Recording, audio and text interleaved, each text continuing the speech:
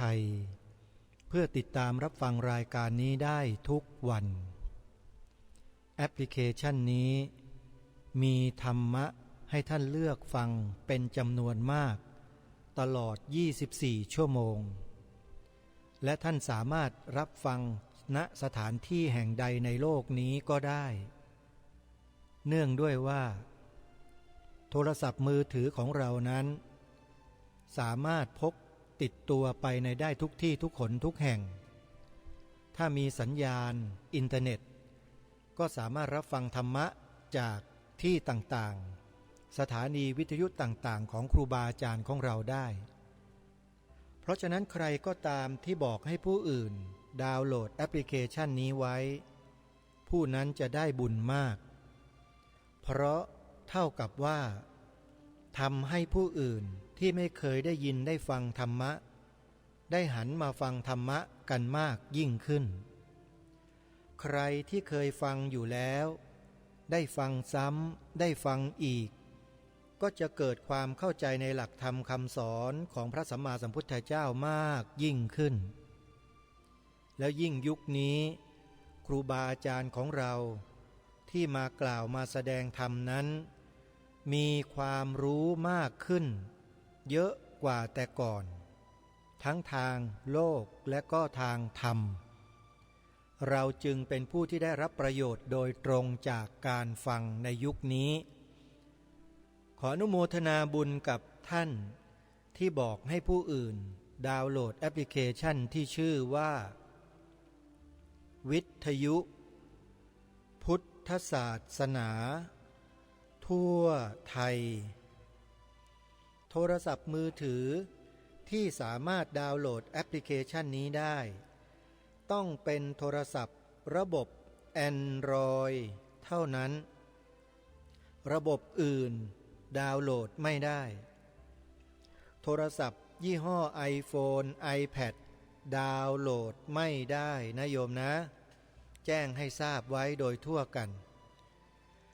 วันนี้รายการคดีโลกคดีธรรมขอประกาศญาติโยมสาธุชนได้ร่วมบุญกฐินสุดท้ายของปีซึ่งดีทีวีได้ไปร่วมจัดถวายผ้ากฐินกันที่วัดสามชุกอำเภอสามชุกจังหวัดสุพรรณบุรีแล้วจะทอดในเวลาช่วงบ่ายของวันที่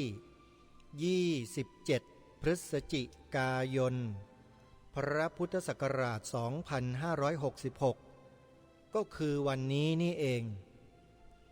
สาธุชนท่านใดจะร่วมบุญกฐินในครั้งนี้ท่านสามารถโทรศัพท์เข้ามาแจ้งบอกกับเจ้าหน้าที่ของเราได้ที่หมายเลขโทรศัพท์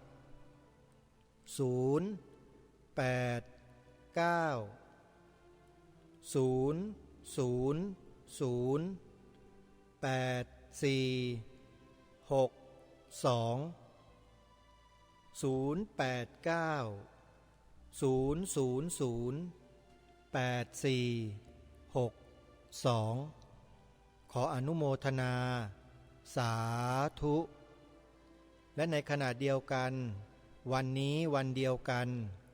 ที่วัดสวนป่าดอนยานางตำบลดอนสมบูรณ์อำเภอยางตลาดจังหวัดกาฬสินธุ์ก็มีการจัดงานถวายผ้ากฐินที่วัดสวนป่าเช่นเดียวกันพระอาจารย์ปลัดเดชาอาสโพท่านรอรับผ้ากฐินอยู่ที่วัดสวนป่านะโยมนะใครที่จะไปร่วมบุญก็ขอเชิญได้ถึงแม้ว่าญาติโยมจะไปช้าก็ยังสามารถทำบุญสมทบกองกฐินให้กับวัดสวนป่าได้แม้แต่ที่วัดสามชุกอำเภอสามชุกจังหวัดสุพรรณบุรีที่สถานีโทรทัศน์ดีทีวีถ่ายทอดสดให้ท่านชมอยู่ในขณะนี้ก็ตามญาติโยมก็สามารถโทรศัพท์เข้าไปร่วมทำบุญสมทบเป็นกองทุนเพื่อเผยแผ่พระพุทธศาสนากับทางวัดสามชุกให้กับสถานีโทรทัศน์ดีทีวีของเราได้ขอเรียนเชิญเจริญพรทุกท่านนะโยมนะ ในวันนี้รายการคดีโลกคดีธรรมจะได้นำคลิปเสียงงานสัมมนาทางวิชาการการศึกษาพระปริยัติศาสตร์นานาชาติของ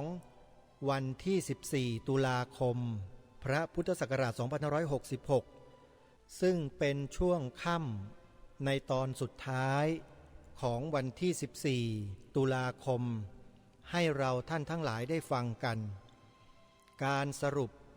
โดยท่านพระอาจารย์มหาพยอมธรรมรักขิโตและท่านเจ้าคุณพระราชวชรบัณฑิตเจ้าคุณพระมหาประนอมธรรมลังการโรเจ้าอาวาสวัดจากแดงก็จะได้สรุปในช่วงท้ายของวันที่ 14 ตุลาคมให้แก่พวกเราได้สดับรับฟังกันด้วยเดี๋ยวเราไปติดตามรับฟังพร้อมๆกันได้นะบัดนี้ห้ามไปฉะนั้นผมมาสอนประมาณปีนี้ก็เป็นปีที่3มาจนถึงทุติยสิ่งปีที่2ใกล้จะจบแล้วทุติยสิ่งก็คือชั้นทำกลางนะทันที่ทำพม่าก็คือปีที่2แต่พม่าก็1 ปีนั่นที่ผมก็คิดว่าลำบากแปลก็ใช้เวลาก็มากมายฉะนั้นก็แบ่งเป็น2 ปีนะการศึกษาถ้าในการศึกษาของศาสนาลังการะนี่ก็เหลือประมาณ2 ปีอีกจะจบฉะนั้นผมก็ไม่มีเวลานานก็พูดถึงการมาของพระพุทธศาสนาในกัมพูชาโดยย่อแล้วการศึกษาของกัมพูชาก็มีทางรัฐบาลและของเอกชนประมาณทีนี้ก็ขอสรุปมาประมาณปนี้ขออนุโมทนาด้วยนะครับสาธุครับกับท่านอาจารย์พุทธังกุระนั่นที่พูดถึงเรื่องความเป็นมาของการเรียนการศึกษาของประเทศกัมพูชาท่านบอกว่าประวัติของการเรียนการศึกษาในวิชาพระพุทธศาสนาเริ่มมาตั้งแต่สมัยพระเจ้าอโศกพศประมาณ235เริ่มสืบต่อกันมาจะมีภัยสงครามเกิดขึ้นบ้างทำให้ตำราทางพุทธศาสนาเกิดติดขัดขึ้นมาเป็นบางช่วงแต่ว่าพระเถระทั้งหลายก็ยังมุ่งมั่นมีความตั้งใจที่จะเรียนจะศึกษากันมาจนถึงปัจจุบันก็เรียนคัมภีร์ก็คล้ายคลึงกันกับในประเทศไทยคัมภีร์กัจจายนะมูลกระจายก็เป็นพื้นฐานของคัมภีร์พระไตรปิฎกที่จะต้องเรียนต้องศึกษาสำหรับตัวท่านเองนั้นมีโอกาสได้ไปเรียนในหลายๆประเทศหนึ่งในนั้นก็คือประเทศ พม่าท่านไปอยู่ที่นั่น8 ปีไปอยู่ที่วัดมหาวิหารซึ่งเขาจะเน้นสอนถึงเรื่องคัมภีร์อลังการะโดยตรงเมื่อท่านไปเรียนแล้วก็ได้เรียนวิชาของหลักสูตรรัฐบาลมาด้วยตอนนี้ท่านก็กลับไปเผยแผ่ไปเปิดสอนอยู่ที่วัดเซินหลงหรือวัดโสภณรังสีอยู่ก็ใกล้ๆพนมเปญตอนนี้ลูกศิษย์ลูกหาของท่านก็มีอยู่ประมาณ60-70 รูปท่านก็มุ่งมั่น2 คนกับท่านเนี่ยกับเป็นสหธรรมิกท่านหรือว่าต่างคนต่างเป็นอาจารย์เป็นลูกศิษย์อะไรของท่านแต่ก็มีพรรษาเดียวกันจะห่างกันก็ไม่กี่วันนะครับท่านอาจารย์ธรรมกามะก็มีความรู้ในพระธรรมวินัยเป็นอย่างดีแล้วก็มีความมุ่งมั่นในการที่จะสืบทอดงานพระศาสนาก็ขออนุโมทนาสาธุกับท่านด้วยก็ขอให้ท่านอาจารย์ทั้งหลายที่ทำงานสอนปริยัติอยู่ที่กัมพูชามีจิตใจมั่นคงทำการเรียนการศึกษาให้จบสิ้นไปโดยสะดวกไม่มีอุปสรรคอันตรายใดๆเข้ามาขัดขวางนะครับขออนุโมทนาแล้วก็ในช่วงต่อไปนี้เหลือเวลาไม่มากนักก็ท่านใดมีคำถามประสงค์จะถามก็มีพระมหาเถระท่านพระอาจารย์มหาไพโรจน์ท่านอาจารย์เจ้าคุณหรือว่าพระเถระจากกัมพูชาเนี่ยท่าน จะช่วย ตอบแถลงไขให้นะครับถ้ามีก็ขอเชิญนะครับถ้าไม่มีเราก็จะใช้เวลาช่วงสุดท้ายตั้งจิตอธิษฐานเจริญกุศลภาวนากันสัก10 นาทีนะเพื่อที่จะนะอุทิศส่วนบุญให้กับหลวงพ่อเจ้าวาดองค์กรแล้วก็แผ่กุศลให้กับเทวดาทั้งหลายในที่นี้การทำงานศาสนาจะอาศัยนะพลังอยู่3 อย่างนะถึงจะประสบความสำเร็จนะ1ก็คือพุทธานุภาพ2เทวานุภาพ3จิตตาธิษฐานนะกำลังของพุทธานุภาพที่นี่ไม่ต้องพูดถึงนะมีพระเจดีย์อยู่ที่นี่องค์ใหญ่เลยนะในเรื่องของเทวานุภาพก็ไม่ต้องกังวลนะในที่ใดมีพระพุทธศาสนานะรุ่งเรืองเรื่องการเรียนการศึกษาเทวดาที่เป็นสัมมาทิฏฐิก็จะมาในที่นั้นนะและจิตตาธิษฐานก็ไม่ต้องพูดถึงหลวงพ่อสมมนนะถึงท่านจะไม่อยู่แล้วก็ยังทำพินัยกรรมขอไว้อีกว่าไม่ขออย่างอื่นที่นี่ขออย่างเดียวนะขอให้ทำเป็นที่การสถานที่เรียนศึกษาพระไตรปิฎกเพราะฉะนั้น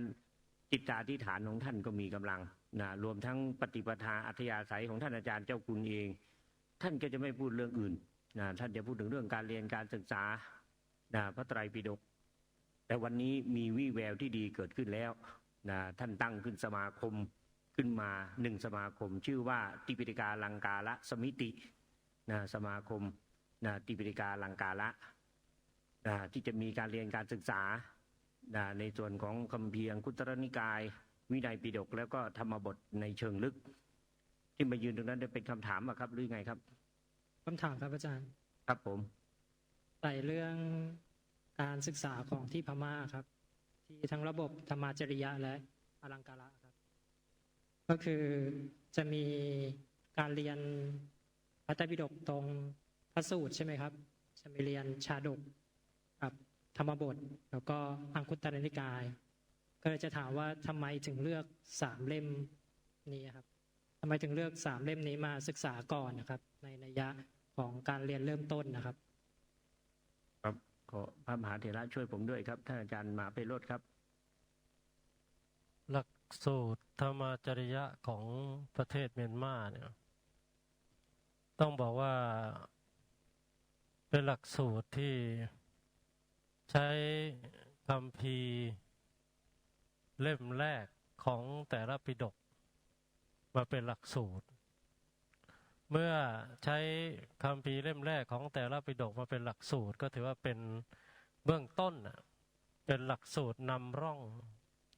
ในขณะเดียวกันก็จะมีอรรถกถาและฎีกาตามมาด้วยไม่ใช่เฉพาะแค่พระไตรปิฎกเล่มแรกของแต่ละปิฎกเท่านั้นถือว่าเป็นการเปิดทำการเรียนการสอนหลักสูตรนี้เนี่ยได้ดีมากนะเรียกว่าเปิดหัวเช่นพระวินัยก็เริ่มต้นที่คัมภีร์ปาราชิกกันดะอรรถกถาและฎีกา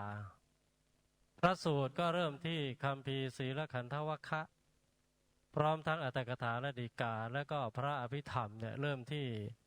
คัมภีร์ธรรมสังกณีพร้อมด้วยอรรถกถาและฎีกา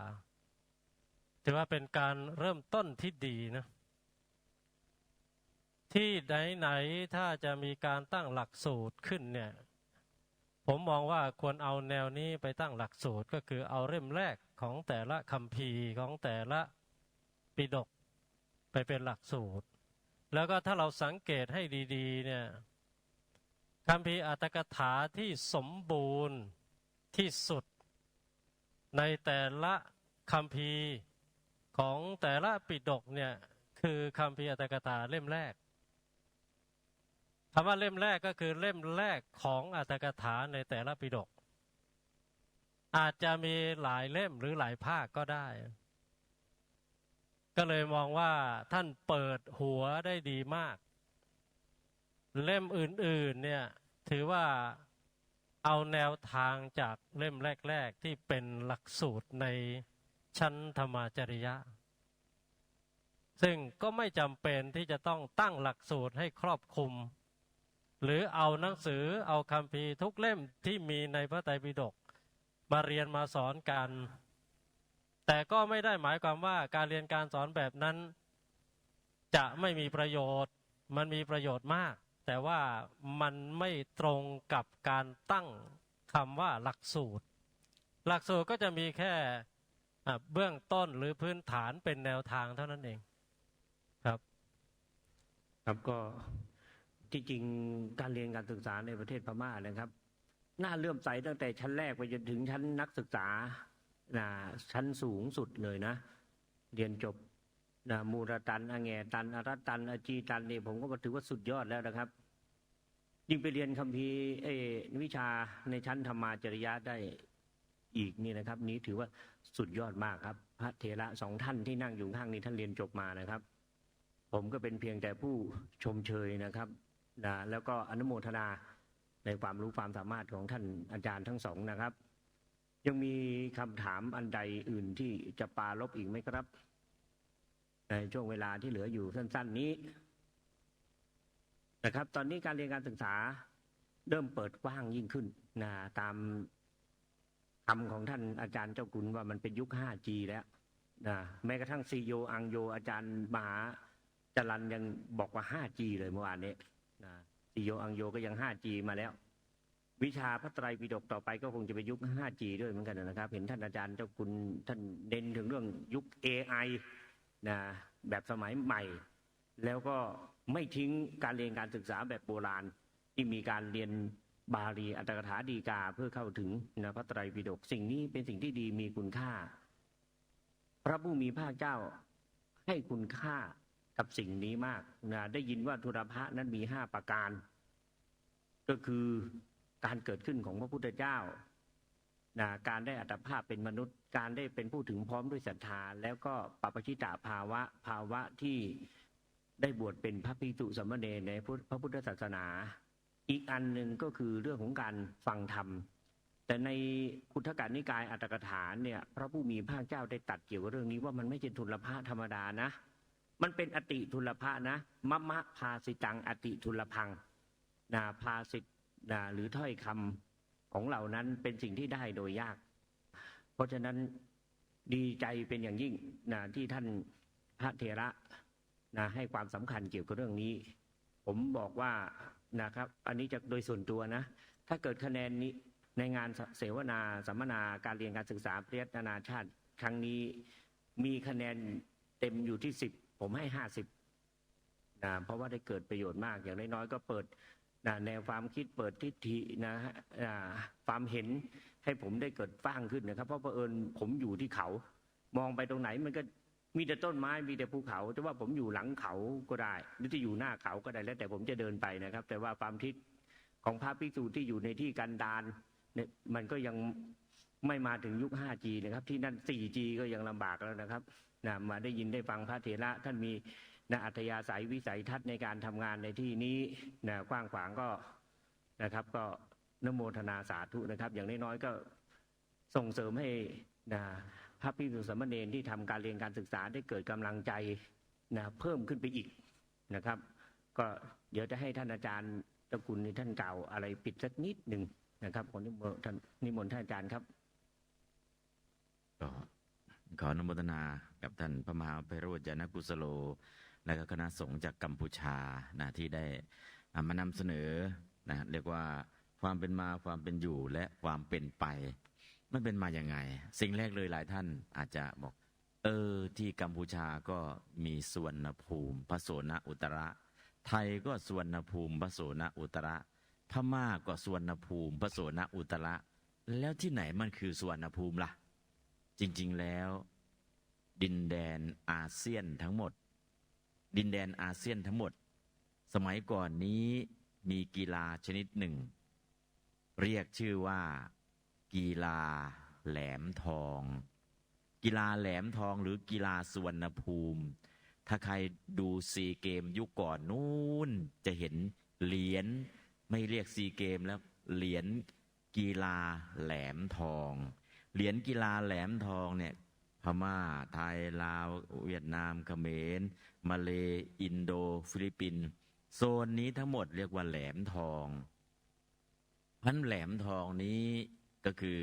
มองจากทางอินเดียมา โซนนี้ทั้งหมดเรียกว่าสุวรรณภูมิไม่ใช่พม่าหรือไทยหรือลาวหรือเขมรรวมๆทั้งหมด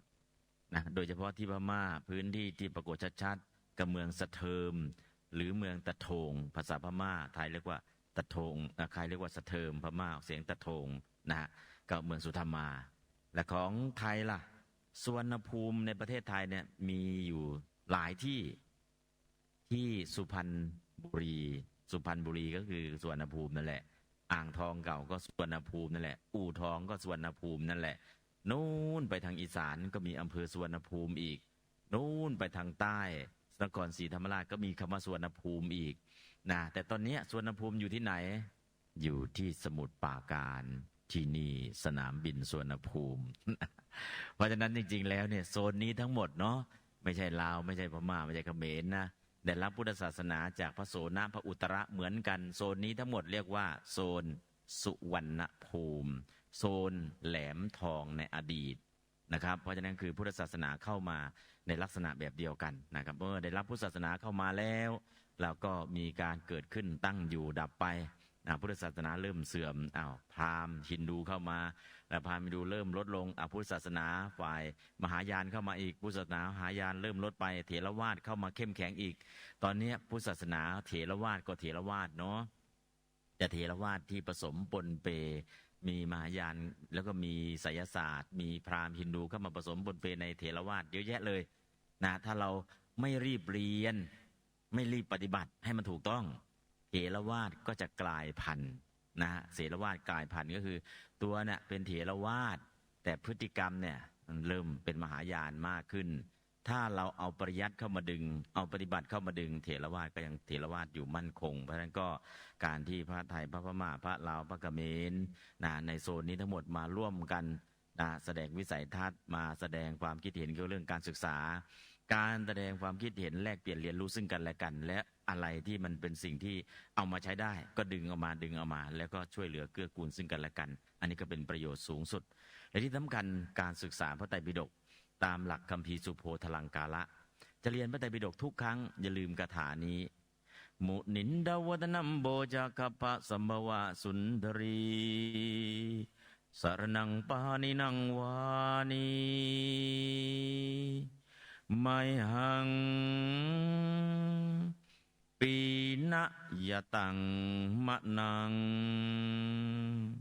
ซึ่งคาถามุนินทวัตนัมโพชกพะสัมวสุนทรีสรนังปานินังวานีไมหังปีนะยะตังมะนังเนี่ยเป็นคาถาปนามคาถาของคัมภีร์สุโภทลังกาละ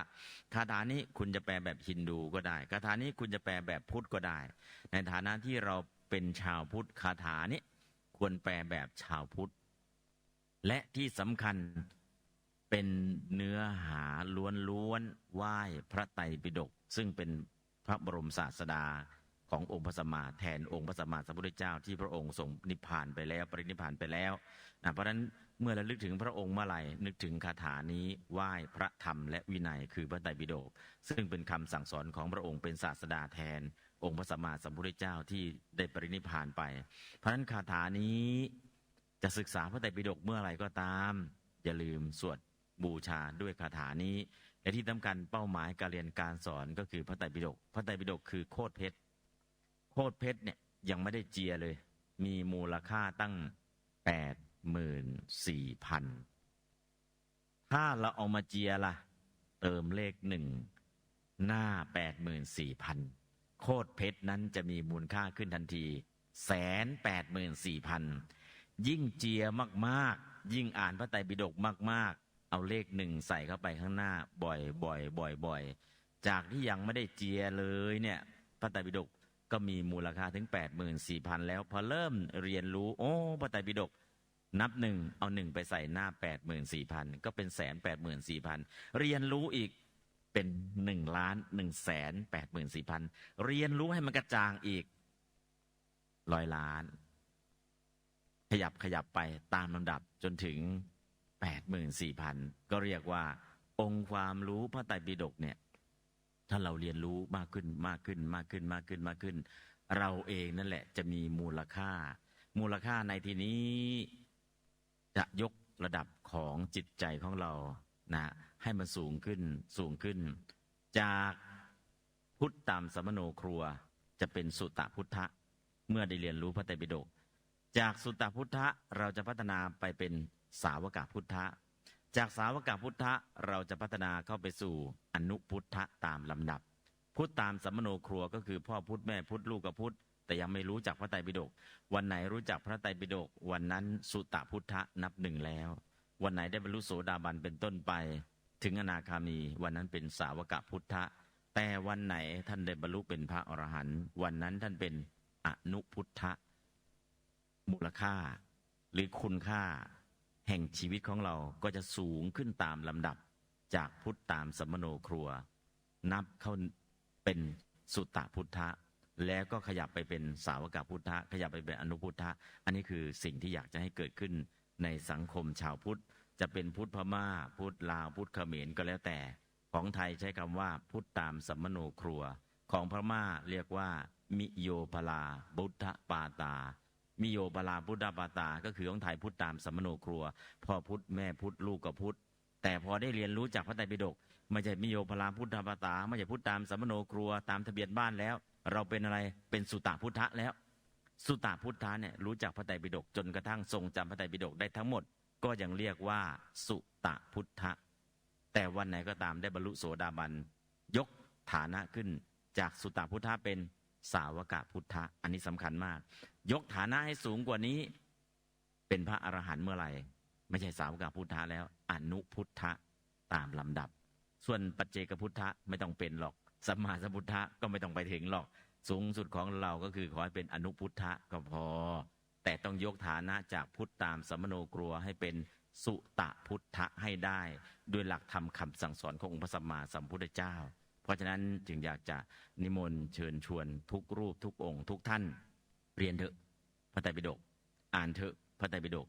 นะคือการยกระดับฐานะของเรายกระดับชีวิตของเราให้สูงขึ้นและที่สำคัญก็คือพอรู้คำสั่งสอนเรากลายเป็นคนมีค่าขึ้นมาทันทีค่าของเราเนาะเมื่อก่อนเราไม่รู้จักบาปบุญคุณโทษรู้จักแล้วบาปบุญคุณโทษเมื่อก่อนไม่รู้จักนรกสวรรค์รู้จักนรกสวรรค์แล้วเมื่อก่อนไม่รู้จักพรหมรู้จักพรหมแล้วเมื่อก่อนไม่รู้จักนิพพานตอนนี้รู้จักนิพพานแล้วเราก็จะรู้ลึกไปตามลำดับนั่นแหละสิ่งที่จะเกิดขึ้นกับทุกท่านทุกรูปทุกองค์เพราะฉะนั้นวันนี้ก็ขออนุโมทนาจะล่วงเลยเวลามันก็พอสมควรเนาะก็2 วันแล้วแต่วันนี้ก็ขอให้ทุกท่านที่ได้มาฟังเสวนาแลกเปลี่ยนเรียนรู้วันนี้จริงๆแล้วเนี่ยอยากจะเป็นเสวนาการถามกันตอบเนื่องจากว่าจะถามจะตอบนั้นน่ะก็คือผู้ดำเนินรายการก็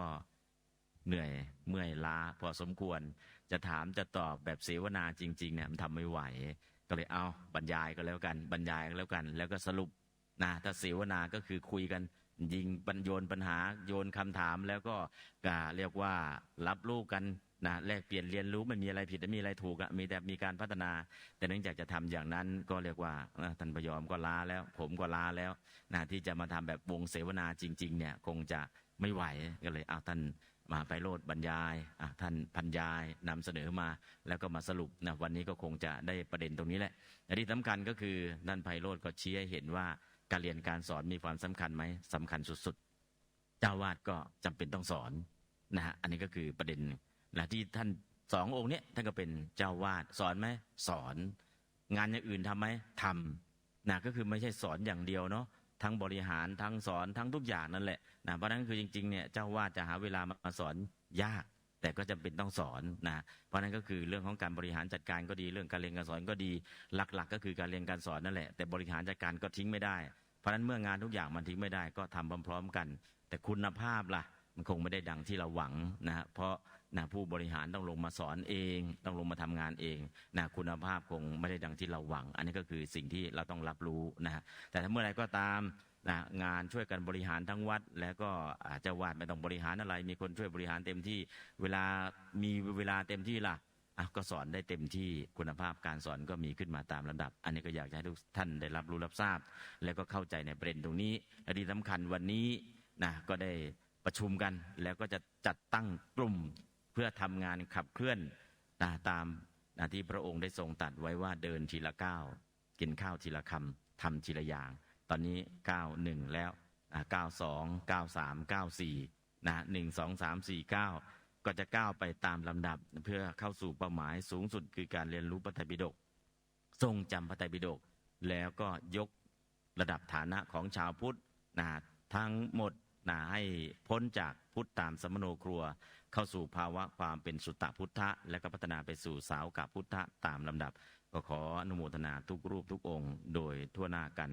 ขอความสุขความเจริญในธรรมจงมีแด่ทุกท่านโดยทั่วกันเทินสาธุสาธุสาธุ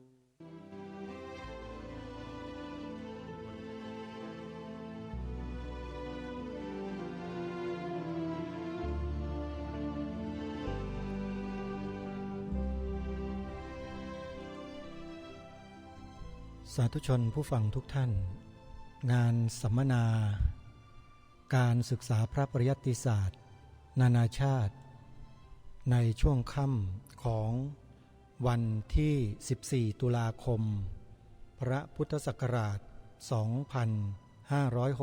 2566ที่วัดจากแดงอำเภอพระประแดงจังหวัดสมุทรปราการก็จบสิ้นลงในวันนั้นแต่เพียงเท่านี้สำหรับเนื้อหาต่อไปที่จะนำมาเสนอต่อท่านผู้ฟังในรายการวันพรุ่งนี้นั้นก็จะเป็นเนื้อหา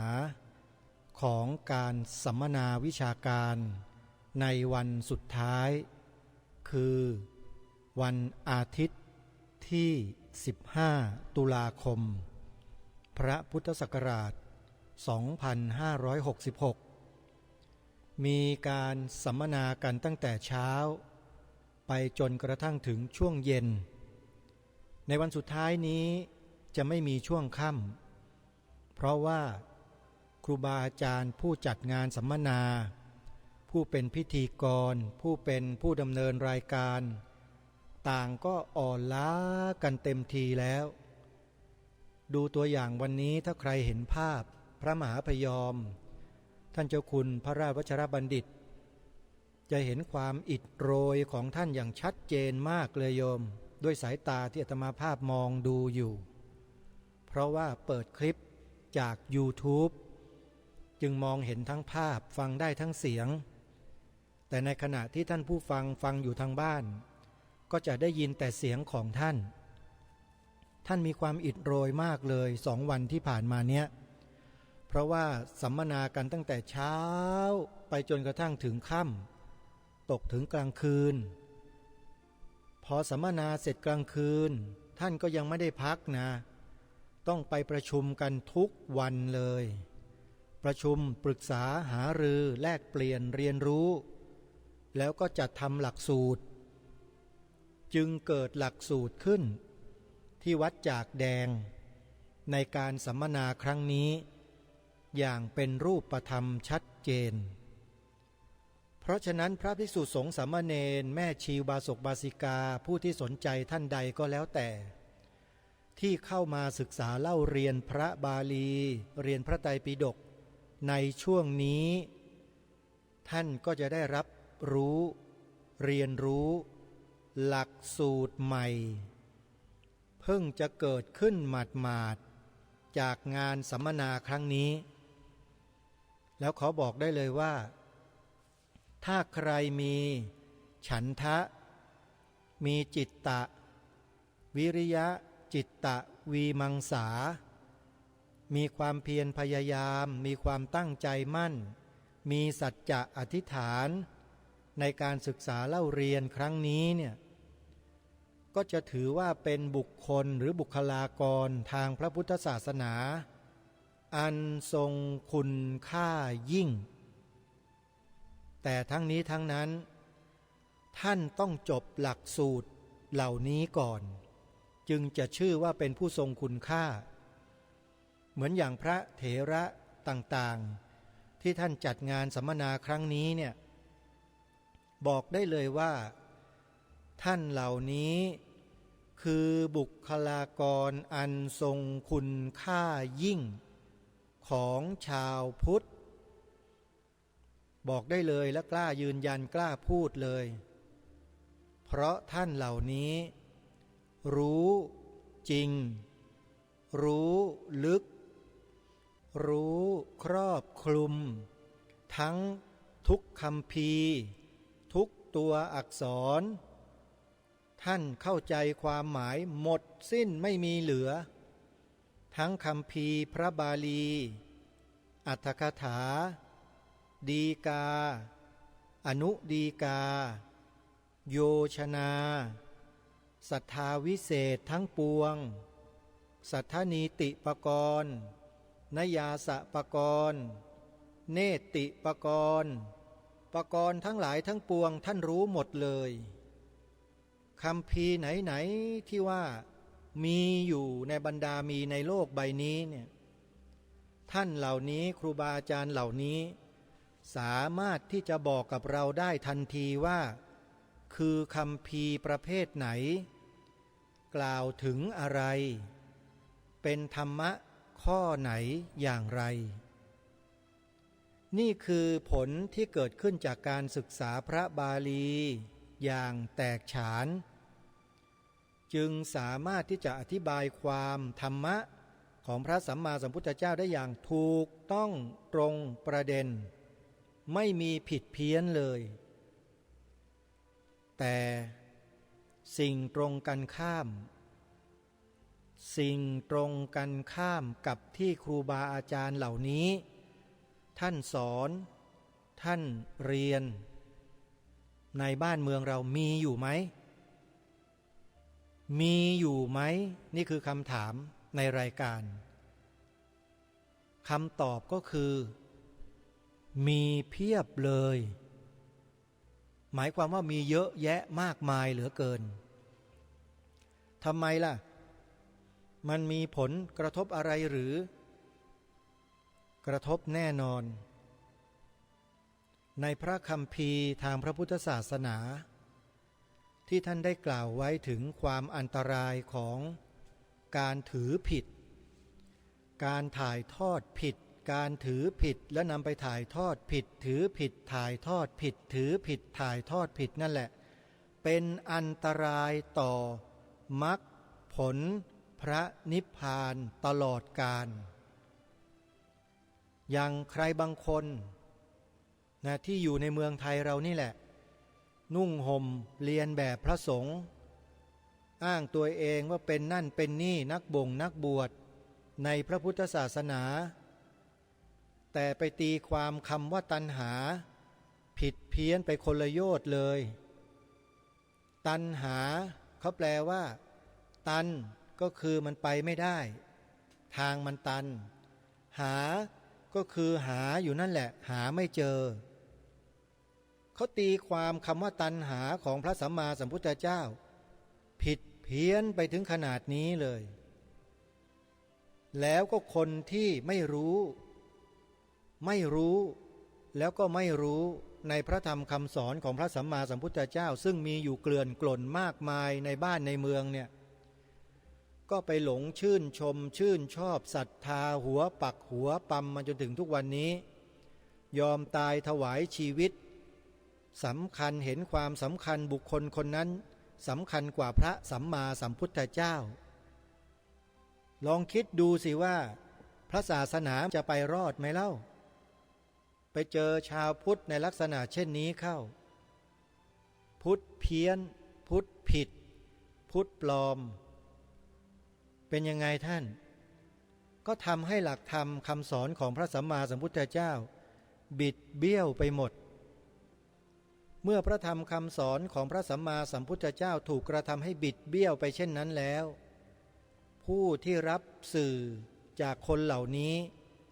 ก็เข้าใจผิดเข้าใจเพี้ยนไปด้วยแล้วไปปฏิบัติก็กลายเป็นการปฏิบัติที่ทำให้เกิดผลผิดเพี้ยนไปตามคนเหล่านี้จึงก่นด่าดูถูกถากถางพระภิกษุสงฆ์ในพระพุทธศาสนาของเราอยู่เนืองนิดเป็นประจำนี่แหละคือคนเหล่านี้แหละที่ทำอันตรายต่อพระพุทธศาสนาของเราอย่างแท้จริงอาตมาภาพจะไม่กล่าวถึงพระสายกรรมฐาน เพราะในสายกรรมฐานนั้นครูบาอาจารย์ที่ท่านเดินถูกตามคัมภีร์ก็มีที่เดินไม่ถูกตามคัมภีร์ก็เยอะจึงไม่สามารถจะพูดได้ทั้งหมดจะมีแต่ก็เพียงบางส่วนเท่านั้นที่ไม่เคยศึกษาพระปริยัติธรรมเลยแล้วก็ไปนั่งหลับหูหลับตาทำท่าเข้าสมาบัติ8สมาบัติ9บ้าบอคอแตกเหล่านี้แล้วก็ไปอวดอ้างตัวเองอวดอุตริมนุสธรรมหลอกลวงชาวบ้านหากินไปกับพวกคณะกลุ่มของตนเองจนกลายเป็นเรื่องเป็นราวเป็นข่าวกันโด่งดังเยอะแยะมากมายที่ผ่านมานี่ก็มีให้เห็นนี่แหละคือผลอันเกิดจากการไม่ศึกษาให้เข้าใจให้รู้ให้แตกฉานอย่างถูกต้องผลที่เกิดขึ้นจากการทำสมาธิภาวนามันก็เลยกลายเป็นสิ่งที่มันผิดเพี้ยนไปไกลขนาดนี้พระกรรมฐานที่ไหนนั่งเครื่องบินเจ็ตไปเที่ยวไปเทศไปนู่นไปนี่ทำท่าทำทางขลังศักดิ์สิทธิ์มันมีด้วยเหรอและสุดท้ายก็อย่างที่เราทราบกันนั่นแหละถ้าใครอยากจะดูอยากจะรู้ข้อมูลความจริงในเรื่องนี้นะโยมไปเปิดดูในคลิปที่อาตมาภาพโพสต์เอาไว้ได้เลยอาตมาภาพนี่แหละเป็นผู้สัมภาษณ์วิทยากรที่มาร่วมรายการเป็นคนตั้งคำถามเองพูดถึงเรื่องบุคคลคนหนึ่งที่เป็นข่าวโด่งดังนั่งเครื่องบินเจ็ตส่วนตัวไปนู่นไปนี่ไปทำพิธีใหญ่โตมีคนหลงเชื่อกันเพียบและสุดท้ายก็ถูกดำเนินการกวาดล้างนั่นแหละคือความที่ไม่รู้และไม่เข้าใจกระทำพระธรรมคำสอนให้ผิดเพี้ยนไปผู้คนก็หลงไหลหลงเชื่อกลายเป็นสัตธรรมปฏิรูปไปอันตรายต่อพระธรรมคำสอนของพระสัมมาสัมพุทธเจ้าอย่างยิ่งยวดรายการคดีโลกคดีธรรมปรารภและพูดสิ่งเหล่านี้มาโดยตลอดแต่พวกเรามองไม่เห็นหาข้อเปรียบเทียบเคียงไม่ได้แต่ณวันนี้เนี่ยทางรายการมีข้อเปรียบเทียบที่เด่นชัดที่สุดมานำเสนอต่อท่านแล้วท่านฟังมา2-3 สัปดาห์แล้วนั่นก็คืองานสัมมนาทางวิชาการการศึกษาพระปริยัติศาสตร์นานาชาติที่เปิดให้ท่านทั้งหลายฟังอยู่ในขณะนี้นี่เองเป็นข้อเปรียบเทียบให้เห็นชัดมากว่าความถูกต้องในการตีความพระธรรมคำสอนของพระสัมมาสัมพุทธเจ้ากับความผิดเพี้ยนในการตีความของคำสอนพระสัมมาสัมพุทธเจ้านั้นมันแตกต่างกันขนาดไหนอย่างไรครูบาอาจารย์ที่ท่านมาจัดงานสัมมนาเหล่านี้เนี่ยสิ่งที่ท่านนำมาเสนอสิ่งที่ท่านนำมากล่าวสิ่งที่ท่านนำมาบอกแก่พวกเรานี้เนี่ย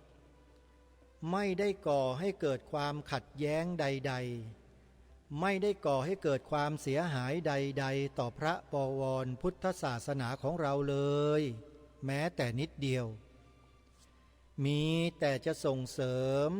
ให้เจริญงอกงามไพบูรย์ยิ่งขึ้นเท่านั้นแต่ตรงกันข้ามกลุ่มบุคคลที่ไม่ได้เคยศึกษาพระปริยัติธรรมให้แตกฉานเข้าใจถูกต้องไปตีความพระธรรมคำสอนของพระสัมมาสัมพุทธเจ้าให้ผิดเพี้ยนอยู่ตลอดเวลาเหล่านั้นสร้างแต่ความแตกแยกสร้างแต่ความเสียหายสร้างแต่ความทำลายพระธรรมคำสอนหรือทำลายพระพุทธศาสนาของเราอยู่ตลอดเวลาท่านเห็นหรือยังว่าคนกลุ่มเหล่านั้นเนี่ยเคยสร้างความสงบร่มเย็นให้กับบ้านเมืองเราไหมบุคคลเหล่านั้น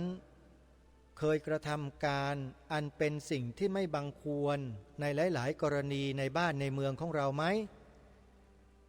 คนเหล่านั้นพยายามที่จะสร้างความแตกแยกให้กับพี่น้องคนไทยของเราบ้างหรือไม่ตรงนี้ท่านก็ไปศึกษาเรียนรู้ดูกันเองแล้วท่านก็จะทราบแล้วก็จะเข้าใจกันสำหรับผู้ดำเนินรายการนั้นได้รับรู้เรื่องราวและเบื้องลึกเบื้องหลังของพวกคนเหล่านี้มาในเชิงประจักษ์แล้วทั้งนั้นเลยเรียกว่าประจักษ์กันเต็มเลยเจอกันแบบจังๆเลยไม่เช่นนั้นจะมาพูดเช่นนี้ไม่ได้เพราะถือว่าไม่รู้จริงแต่เพราะรู้ไงฮะจึงต้องนำมาพูดให้พวกเราได้ทราบกันว่ากลุ่มคนที่ทำลายพระพุทธศาสนาอยู่ทุกวันนี้เนี่ยพวกเราต้องทราบต้องรู้ด้วยนะว่าคือกลุ่มบุคคลกลุ่มไหนอย่างไรทางรายการก็ได้นำคลิปเสียงของครูบาอาจารย์เหล่านั้นที่พูดถึงกลุ่มคนเหล่านี้เอาไว้มาเปิดให้ฟังในรายการหลายครั้งแล้วแต่ว่าพวกเราจะตั้งใจฟังและได้ความกันบ้างหรือเปล่าเท่านั้นเองแต่ก็ขอบอกเอาบุญก็แล้วกันว่าถ้าท่านต้องการจะรู้นะให้ท่านฟังคลิปใน YouTube โดยการพิมพ์ชื่อนี้ลงไปแล้วท่านก็กดเปิดดูเลยคลิปที่ชื่อว่าทูตเทวทัตทุจินทูตเทวทัตทุจิน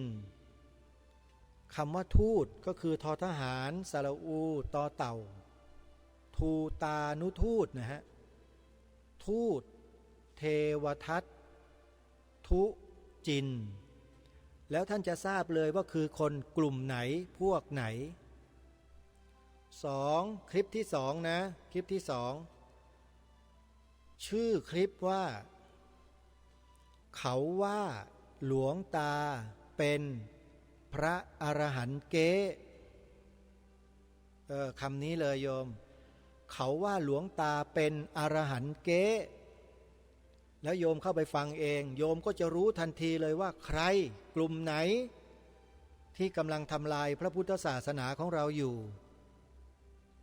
และอีกท่านหนึ่งอีกคลิปหนึ่งนะอันนี้เจาะลึกเลยถึงเบื้องหลังเลยที่มาที่ไปของคนกลุ่มหนึ่งเลยบอกชัดเจนคลิปนี้ชื่อว่าธนวัฒน์โจกกระโทกธนวัฒน์ทอทงนอหนูนะธนะที่แปลว่าธนบัตรนั่นน่ะธนวัฒน์วัฒนะวอแหวนไม่กาทอผู้เท่านอหนูกรันธนวัฒน์โจกกระโทกเข้าไปฟังกันเองแล้วท่านก็จะรู้เองว่าใครนี่คือคำแนะนำของรายการคดีโลกคดีธรรมอาตมาภาพไม่พูดเองแต่มีคนเขาพูดถึงคนพวกนี้ไว้อย่างดีแล้วทางรายการมีหน้าที่แนะนำให้พวกเราไปศึกษากันเองถ้าท่านไม่ศึกษาไม่ฟังไม่ดูท่านก็จะไม่รู้ว่ารายการคดีโลกคดีธรรมพูดถึงคนพวกไหนเพราะฉะนั้นท่านต้องไปดูเองบอกให้แล้วนะครับครูบาอาจารย์ทุกรูปและเดี๋ยววันต่อไปเรามาฟังงานสัมมนาทางวิชาการการศึกษาพระประวัติศาสตร์วันสุดท้ายกันต่อจะยาวไปกี่ตอนนั้นแล้วแต่จังหวะโอกาสและเวลาแต่สำหรับวันนี้เวลาหมดลงแล้วท่านผู้ฟังต้องขอสมมติยุติรายการไว้แต่เพียงเท่านี้พบกับรายการได้ใหม่ในวันต่อไปขอความสุขความสวัสดีในธรรมแห่งองค์สมเด็จพระบรมศาสดาสัมมาสัมพุทธเจ้าจงปรากฏเกิดมีขึ้นในจิตใจของท่านผู้ฟังทุกท่านทุกคนเทินขอเจริญพรกล้าคิดก็ต้องกล้าทำอย่ากลัวถ้าทำความดีเป็นศึกษาปัญหาให้ทันท่วงทีเมืองไทย จะพัฒนากว่านี้ รายการดีๆคดีโลกคดีธรรม ขอรำพันบรรยาย ความคิดเครื่องหมายแห่งสีทั้งสามงามถนัดขาวคือบริสุทธิ์สีสวัสดิ์หมายพระไตรรัตน์และธรรมะคุ้มจิตไทย แดงคือโลหิตเราใสซึ่งยอมสละได้เพื่อรักษาชาติศาสนา น้ำเงินคือสีโสภา อันจอมประชาถ้าโปรดเป็นของส่วนองค์จักริ้วเข้าเป็นไตรรงค์จึงเป็นสีธงที่รักแห่งเราชาวไทย ทหารอวตารนำไปยงยุทธวิชัยวิชิตก็ชูเกียรติสยามประเทศไทยที่เจริญมั่นคงมาได้จนถึงทุกวันนี้มิได้เกิดขึ้นจากความหวาดกลัวอย่างคลาดเขลาแต่บรรพบุรุษไทยของเราทุกยุคทุกสมัยล้วนแต่มีความกล้าหาญและชาญฉลาดปกป้องเอกราชสร้างชาติให้เกิดความมั่นคงโดยมีธงแห่งพระไตรรัตน์เป็นเครื่องนำชัยจึงเป็นที่มาที่ไปของรายการคดีโลกคดีธรรมกล้าคิดก็ต้องกล้าทำอย่ากลัวถ้าทำความดีเป็นศึกษาปัญหาให้ทันท่วงทีเมืองไทยจะพัฒนากว่านี้รายการดีๆคดีโลกคดีธรรมรายการดีๆคดีโลกคดีธรรม